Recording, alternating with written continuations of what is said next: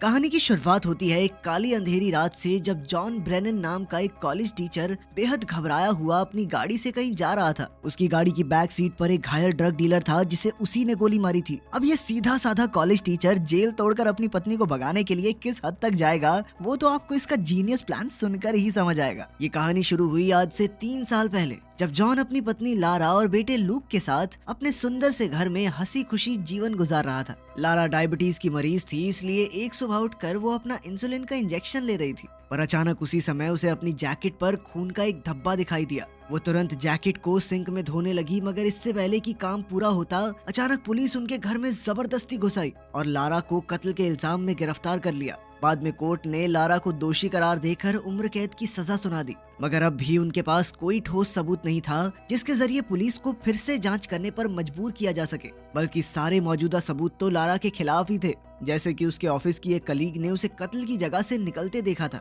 उसकी जैकेट पर लाश के खून के निशान मिले थे और जिस हथियार से कत्ल किया गया था उस पर भी उसकी उंगलियों के निशान मिले। ये सब देखकर वकील ने जॉन से सीधे तौर पर कहा कि चाहे कुछ भी हो जाए, ये जेल से बाहर नहीं आ रही। जिसके बाद जॉन ने सीधे तौर पर उससे कहा कि वो जेल से बाहर तो आएगी। इसके बाद वो लारा से मिलने पहुंचा और वकील की कही हुई बातें बताई। जॉन की आंखें भरी हुई थी, जिसे देखकर लारा पहले ही समझ गई कि अब कुछ नहीं हो सकता और वो फूट फूट कर रोने